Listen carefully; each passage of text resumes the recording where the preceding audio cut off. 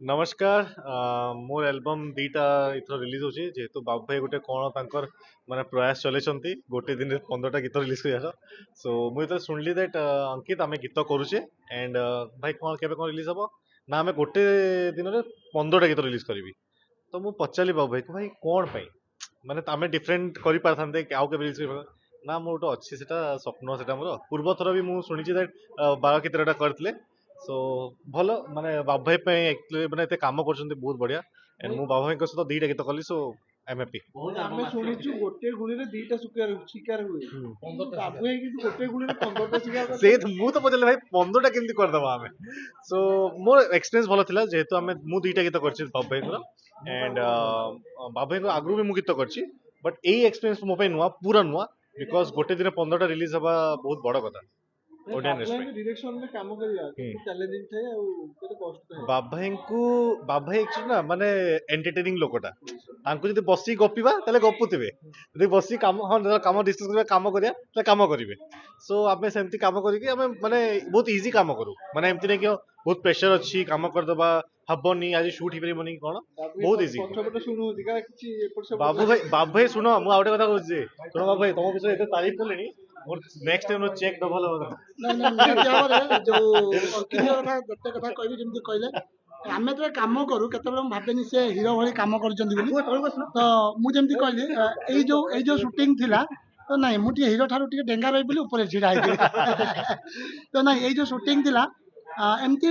ମୁଁ ବେଳେବେଳେ ଚେଷ୍ଟା କରେ କ'ଣ କନି ମୁଁ ଟିକେ ଆସିଷ୍ଟାଣ୍ଟ ରଖେନି କାରଣ ଆସିଷ୍ଟାଣ୍ଟ ନେଲେ ମୁଁ ପୁଣି ଆସିଷ୍ଟାଣ୍ଟକୁ ବୁଝେଇବି ଆସିଷ୍ଟାଣ୍ଟ ଯାଇକି ହିରୋକୁ ବୁଝେଇବ ନା ତିନି ଶୁଣିରେ ପାଣି ଉଠିବ ଏକାଥରକ ଯାହା ହବ। ବାବୁ ଆମେ ଶୁଣିଛୁ ଗୋଟେ ଗୁଳିରେ ଦିଟା ଶିକାର ହେଇପାରେ ଆପଣ ଗୋଟେ ଗୁଳିରେ 15ଟି ଶିକାର କେମିତି କଲେ? ନାଇଁ ମେନ୍ କଥା ହେଲା ସବୁ ଶିକାରୀ ଉପରେ ଡିପେଣ୍ଡ କରେ ସେ କେମିତି ଶିକାର କରିବ ସେଇଟା ହେଲା ମେନ୍ କଥା ହେଲା ଆଙ୍ଗେଲ ଅଲଗା ଥିଲା ତ କଥା ହେଲା ସେଇ ଜିନିଷ ତେଣୁ ଆମେ କେମିତି ଚେଷ୍ଟା କରିବା ଭଲ କରିବା ପାଇଁ ତେଣୁ ଯେମିତି ମୁଁ କହିଲି ହଁ ମୁଁ ନିହାତି ସେଇଟା ଆପଣ ମାନେ କହିବେ ନିହାତି ଭାବରେ ଆପଣ ମାନେ କହିବେ କାରଣ ମୁଁ ଯେମିତି କହିଲି ଅଙ୍କିତଙ୍କ କଥା କହିଲେ ଯୋଉ ଗୀତ ଆମର ବୋଧେ 3 ଦିନ ହେଇଛି ଗୋଟେ ଦିନ ସୁଟିଂ ହେଇଥିଲା ତା ପରଦିନ ଏଡିଟିଂ ତା ପରଦିନ ଡିଆଇ ତ ଅଙ୍କିତ କହିଲେ ଭାଇ ଏଇଟା ହେଇଯିବ ନା ମୁଁ କହିଲି ଅପେକ୍ଷା କର ତାପରେ ଏଡିଟିଂ କରି ପଠେଇଥିଲି କହିଲେ ଭାଇ ବଢିଆ ହେଇଛି ତ ତାପରେ ଆମେ ଅଲରେଡି ପୁରା ଫାଇନାଲ ସରିଛି ଆଉ ଅଙ୍କିତଙ୍କ କଥା କହିବି ତ ଯେମିତି କହୁଥିଲି ଯେ ମୁଁ ସୁଟିଂ ସର୍ଟ ସରିଲା ବେଳକୁ ସିଏ ଖାତା ଗାରେଇ ସାରିଥିବ ସେ ଲାଇନ୍ସଟା କାଟି ଦେଇଥିବ ମାନେ ମୁଁ ଚିନ୍ତା କଲି ଅଙ୍କିତଙ୍କ କାମରେ ଯଦି ଆଗକୁ ମୁଁ ଆସିଷ୍ଟାଣ୍ଟ ଖୋଜିବା ପାଇଁ ଚାହୁଁଥିବି ଆଉ ଖୋଜିବିନି ସିଏ ତ କରିଦେଉଛନ୍ତି। ବର୍ଷର ଅପେକ୍ଷା ଆମେ ଏଥର ଦେଖିଲୁ ଯେ ଯୋଉ ବାବୁ ଭାଇ ଜଗନ୍ନାଥଙ୍କୁ ବେଶୀ ଭଲ ପାଉଥିଲେ ଏଇ ବର୍ଷ ମାତ୍ର ଗୋଟିଏ ତାଙ୍କର ଯୋଉ ରିଲିଜ ହଉଛି ଆମେ ଦେଖୁଛୁ ଗୋଟିଏ ଜଗନ୍ନାଥ ବଜାଉଛି ବାକି ସବୁ ଆଲବମ୍ କାହିଁକି? ଶୁଣନ୍ତୁ ଗୋଟିଏ କଥା କହିବି ଦୁନିଆରେ ଆମେ ମା ବାପା ବୋଲି ମାନନ୍ତି ବହୁତ ଲୋକଙ୍କୁ ମୋ ବାପା ସମାନ ମା ସମାନ କିନ୍ତୁ ମା ବାପା ଆମର ଜଣେ ଜନ୍ମ ଦେଇଥିବା ମା ବାପା ଜଣେ ଜଗନ୍ନାଥ ମହାପ୍ରଭୁ ହେଲେ ଜଣେ ମୁଁ ଗୋଟିଏ ଗୀତ କଲେ ବି ସେ ଜଗନ୍ନାଥ ମହାପ୍ରଭୁଙ୍କ ପାଇଁ କରିଛି 100ଟା ଗୀତ ବି କଲେ ସେ ଜଗନ୍ନାଥ ମହାପ୍ରଭୁଙ୍କ ପାଇଁ ମୁଁ କରିଛି ତ ଜଗନ୍ନାଥ ମହାପ୍ରଭୁଙ୍କ ପାଇଁ ମୁଁ 14ଟି ଗୀତ କରିଛି କହିବି ଯେ ଅଲଗା ଯୋଉ ରହିଛି କିନ୍ତୁ ଜଗନ୍ନାଥ ମହାପ୍ରଭୁଙ୍କ ପାଇଁ ମୁଁ ଗୋଟିଏ ଗୀତ କରିଛି ଯୋଉ ଗୀତଟି ମୁଁ ଭଲରେ ନାହିଁରେ କାଳିଆ ତ ଯୋଉଠି ନା କୋଉଠି ସେମିତି କହିବି ଆଜି ପ୍ରଭୁ ଜଗନ୍ନାଥଙ୍କର ଭଲ ପାଇବା ଥିବାରୁ ଏତେ ଗୁଡ଼ାଏ ମୁଁ କାମ କରିପାରିଛି ଆଉ ଖାସ କରି କହିବି ଏଇମାନଙ୍କୁ ଯୋଉ ନେଇକି ଯୋଉ ଏବେ ସମୟର ଟ୍ରେଣ୍ଡରେ ଥିବା ହିରୋ ହିରୋଇନ୍ ମାନଙ୍କୁ ନେଇକି କାମ କରିବା ମୋ ପାଇଁ ବି ମଧ୍ୟ ଗୋଟେ ବଡ଼ ଚ୍ୟାଲେଞ୍ଜ ଥିଲା ତେଣୁ ମୁଁ କହିବି ଏଇ ନୂଆ ବର୍ଷରେ ସମସ୍ତେ ଭଲରେ ରୁହନ୍ତୁ ଖୁସିରେ ରୁହନ୍ତୁ ଯେମିତି କହିବି ଅଙ୍କିତଙ୍କ କଥା କହୁଥିଲି ହିରୋ ମାନେ ପାଖାପାଖି ସୁଟିଂ କରିଦିଅନ୍ତି ପ୍ରମୋସନାଲି ଆସିବା ପାଇଁ ବହୁତ କୁଣ୍ଠାବୋଧ କରନ୍ତି କେହି ହିରୋ ଯଦି ଦେଖୁଥିବେ ଖରାପ ଭାବିବେନି କିନ୍ତୁ ହଁ ମୁଁ କହୁଛି ସେଇଟା ତାଙ୍କ ପର୍ସନାଲ ଥାଏ କିଛି କିନ୍ତୁ ନା ନା ନା ସେଇଟା କଥା ସେଇଟା ପର୍ସନାଲ ବି ତାଙ୍କ ନିଜ ବି ଥାଏ କିନ୍ତୁ ଯେମିତି କହୁଥିଲି ମୁଁ ଅଙ୍କିତଙ୍କ କଥା କହିବି ଦେବ କଥା କହିବି ମୋ ସହିତ ଯୋଉମାନେ କାମ କରନ୍ତି ଯେମିତି କହିଲି ମୋ ସହିତ ମନୋଜ ମଧ୍ୟ ତା ସହିତ ମଧ୍ୟ ଯେତେ ଗୁଡ଼ାଏ ସବୁ ଅଛନ୍ତି କାମ କରନ୍ତି ସେ କୌଣସି ସମୟରେ ମୋ ପାଖରେ କେହି ନାଟକବାଜି କରନ୍ତିନି ହିରୋଇନ୍ ମାନେ ମଧ୍ୟ ଯେମିତି ଆଜି ଦେଖୁଥିଲେ ରୋମାଞ୍ଚଳି ଆସିଥିଲେ ପାୟଲି ଆସିଥିଲେ ସମସ୍ତେ ତେଣୁ କୋଉଠି ନା କୋଉଠି ଏଇଟା କହିବି ଗୋଟେ ଭଲ ପାଇବା ତେଣୁ ଆଶା କରିବି 2026ରେ ତ 15ଟି ଦେଇଛି 27ରେ ଆଉ କିଛି କହିବିନି ତ କାରଣ 27ର କଣ କରୁଛି ସେଟା ଅପେକ୍ଷା କରିବା ଆଉ ଭାଇ ବାବୁ ବାବୁ ଯାହା ବି ଆଣିଛନ୍ତି ଆଲବମ୍ ହଉ ମାନେ ଭଜନ ହଉ କି ଆଲବମ୍ ହଉ ମ୍ୟୁଜିକ୍ ଭିଡିଓ ସବୁ ସୁପର ହିଟ୍ ହେଇଛି ଏବେ ଯୋଉ 15ଟା ମାର୍କେଟକୁ ଆସୁଛି ଏଇଟା ମଧ୍ୟ ଦର୍ଶକ ଆକ୍ସେପ୍ଟ କରିବେ all are trending in Instagram କୌଣସି ଗୀତ ଗୋଟେ ଆପଣ ଦେଖିବେନି ଯେ ଟ୍ରେଣ୍ଡିଂ ନାହିଁ ବୋଲି ମୋର ସବୁ ଗୀତ ଗୁଡ଼ିକ ଗୀତ କହୁଛନ୍ତି କିନ୍ତୁ ଇଂଲିଶରେ କହୁଛନ୍ତି ନା ନା ମୁଁ କହିଲି ସେଥିପାଇଁ ତ କହିଲି ଯେ ଟ୍ରେଣ୍ଡିଂର ଓଡ଼ିଆଟା ପଚାରୁଛନ୍ତି ଉପରେ ଅଛି ଆଉ ସବୁ ଗୀତ ଗୁଡ଼ିକ ପୁରା ଉପରେ ଅଛି ବର୍ତ୍ତମାନ ପାଇଁ ତେଣୁ କରିକି ମୁଁ କହିଲି ତ ଆଶା କରିବି ତା ଭିଜୁଆଲ ଗୁଡ଼ିକ ମଧ୍ୟ ଯେମିତି ଯୋଉ ଗୀତ ଗୁଡ଼ିକ ରିଲିଜ ହେଇଛି ଭଲ ପାଇବା ଆପଣ ମାନେ ଦେଇଛନ୍ତି। ଆଉ ଗୋଟେ ଜିନିଷ ଆମେ ଦେଖିଲୁ ହଁ। ଯୋଉ ଆମ ହୃଦୟକୁ ଛୁଇଁଲା ଯୋଉଠି ଶିଷ୍ୟ ମାନେ ଗୁରୁ ଶିଷ୍ୟକୁ ଭୁଲି ଯାଉଛନ୍ତି ଆପଣ ସେଟା ଆଜି ଟ୍ରିବ୍ୟୁଟ ଦେଇଛନ୍ତି ମାନେ ତାଙ୍କୁ ମନେ ରଖିକା ଦେଇଛନ୍ତି। ଦେଖନ୍ତୁ ମୁଁ ଗୋଟେ କଥା କହିଥିଲି ମୁଁ ଯଦି ମୋ ବାପା ମା ଯିଏ ମୋତେ ଜନ୍ମ ଦେଇଛନ୍ତି ଆଜି ଚାଲିଗଲେ ମୁଁ ଚିନ୍ତା କରୁଛି ତାଙ୍କ ଶ୍ରାଦ୍ଧ ବାର୍ଷିକ କରିବି ମୁଁ ତାଙ୍କ ମୂର୍ତ୍ତି ତିଆରି କରି ରଖିବି। ଯଦି ଆମେ ସମସ୍ତେ କହିପାରୁଛନ୍ତି ହ୍ୟୁମାନଙ୍କୁ ଭଲ ପାଉଥିଲେ ତ ମୋର ଯଦି ଗୋଟେ ସଭା ହେଉଛି ତ ହ୍ୟୁମାନଙ୍କୁ ମନେ ପକେଇ ଆମର କୋଉଠି କଷ୍ଟ ରହିଛି ତ ଏଟଲିଷ୍ଟ ମୁଁ ସମସ୍ତଙ୍କ ଗହଣରେ ଯୋଉ ଗୁଡ଼ିକ ଆଜି ବିଜ୍ଞ ଲୋକ ଥିଲେ ତାଙ୍କ ସାମ୍ନାରେ ତ ହ୍ୟୁମାନଙ୍କୁ ଟିକେ ମନେ ପକେଇ ପାରିଲି ତ ହ୍ୟୁମାନ ଚାପଡ଼ା ମାରିଲା ଭଳିଆ କାମ କରୁଛନ୍ତି କିନ୍ତୁ। ତ ନିହାତି ଭାବରେ ଦେଖନ୍ତୁ ମୁଁ କହିବି ଯୋଉମାନେ ବାସ୍ କ୍ୟାମେରା ସାମ୍ନାରେ ଆସିବା କହିବା ଯେ କି ହ୍ୟୁମାନ ମୋର ବହୁତ ବଡ଼ ଗୋଟେ ଶିଷ୍ୟ ଥିଲା ବହୁତ ମୋତେ ତାକୁ ଭଲ ପାଇବା ମିଳିଥିଲା ଏସବୁ କହିବା ସେଟା କହିବି। ଗୀତ ମଧ୍ୟ ଅଛି ଆପଣଙ୍କ 15ଟି ଗୀତର ଭିତରେ। ହ୍ୟୁମାନର 2ଟି ଗୀତ ଅଛି ଗୋଟେ ସିଙ୍ଗଲ ଅଛି ଗୋଟେ ଡୁଏଟ୍ ମଧ୍ୟ ଅଛି ତେଣୁ ସେଥିପାଇଁ କହିବି ହ୍ୟୁମାନଙ୍କ ପ୍ରତି ମୋର ନୁହେଁ ଖାଲି ଯେମିତି ଆମର ଟୋଟାଲି ସମସ୍ତେ କେହି ନା କେହି ମୁଁ ଯଦି ଅଙ୍କିତ ପଚାରିବି ଅଙ୍କିତ କେତେ ଯେ ହ୍ୟୁମାନର ଗୀତ କରିଛନ୍ତି ଠିକ୍ ନାହିଁ ତେଣୁ କହିବି ବୋଧେ ଯେମିତି ସମସ୍ତେ କୁହନ୍ତି ହ୍ୟୁମାନ ଆମ ପାଇଁ ବୋଧେ ଏମିତି କାର୍ଯ୍ୟ କରିଛି କେବେ ଆମେ ତାକୁ ଭୁଲି ପାରିବାନି ତେଣୁ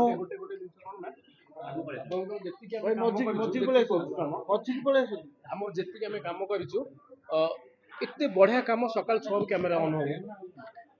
ରାତି 10 ହଉ ରାତି 11 ହଉ କିଛି ପ୍ରୋବ୍ଲେମ ବି ନାହିଁ। ବଢିଆ କାମ କରନ୍ତି ସମସ୍ତେ ଆମର ଯେତିକି ପିଲା କୋଆର୍ଟିଷ୍ଟ କାମ କରନ୍ତି ଆଗ ସାଙ୍ଗେ ମୋର ଏଇଟା ଦ୍ୱିତୀୟ ଗୀତ।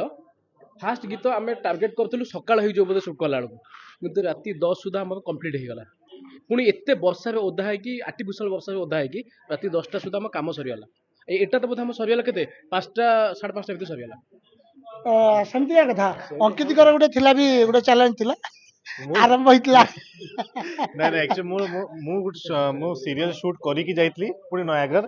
ମୁଁ ଅନିଦ୍ରା ହେଇକି ସୋ ମୁଁ ଲାଷ୍ଟ କହିବି ଦ୍ୟାଟ୍ ବାବୁ ଭାଇ ଏଇ ଯୋଉ 15ଟା ଗୀତ ରିଲିଜ କରିଛି ଏଇ ଯୋଉ ଆଉ 10-15 ଦିନ ଭିତରେ ସେ ଗୋଟେ ଡୁପ୍ଲେକ୍ସ କିଣୁଛି ତ ବାବୁ ଭାଇ କଂଗ୍ରାଚୁଲେସନ। ଡିରେକ୍ଟର କାମ କରୁଛନ୍ତି ତ 2026 ଲାଷ୍ଟ ବେଳକୁ ତାହେଲେ ଆପଣ ବାବୁ ଏ ବାବାରେ ନାଇଁ ମୁଁ ତ ଚାହୁଁଛି କାଟିବା ପାଇଁ କାରଣ ଯେତେବେଳେ ମନେ ରଖିଥିବେ ଶିଷ୍ୟ ଯେତେବେଳେ ଗୁରୁକୁ କାଟେ ନା ସେଇ ସମୟରେ କି ଗୁରୁ ମଧ୍ୟ କୁହେ ଯାହା ହଉ ମୋ ଶିଷ୍ୟ ମତେ କାଟି ପାରିଛି ତେଣୁ ଅଙ୍କିତ ଯଦି ମତେ କାଟିଦେବ ମୁଁ ବହୁତ ଖୁସି ଅଛି ସେମିତି କିଛି କଥା ନାହିଁ। ଆଉ ତା ପାଖରେ ମଧ୍ୟ ଯେ କାର୍ଯ୍ୟ ଅଧିକ କଲେ ଯୋଉ କଥା ନା କାମ କରିବାର ସବୁ ଶୈଳୀ ଆସିଯାଏ ସେଇ ଶୈଳୀ ତା ପାଖରେ ଆସିଯାଇଛି। ଆଉ ଟ୍ୟାଲେଣ୍ଟ ଆପଣ କିଛି ବାରି ପାଇଲେ ନାଇଁ ବହୁତ ଅଛି ଟ୍ୟାଲେଣ୍ଟ ନା କୋଉ ଦେଖନ୍ତୁ ସମସ୍ତେ ଆପଣ ଦେଖିଥିବେ ଅଙ୍କିତ ସବୁବେଳେ ଦେଖିଥିବେ ଖପରା ଖୋଲ କତରୁ ଏମିତି ନାଚିଲା ତାକୁ ଖାଲି ନଚେଇବେ ତେଣୁ ଦିଟା ଡିରେକ୍ଟର ଆମେ ଦେଖିବୁ ମୁଁ ବା କହିଲି ନିହାତି ସେମିତି କିଛି କଥା ନାହିଁ ଆସୋସିଏଟ ହେଇକି 2 ଜଣ କାମ କରିବୁ ଦି ଭାଇ ଅସୁବିଧା କଣ ଅଛି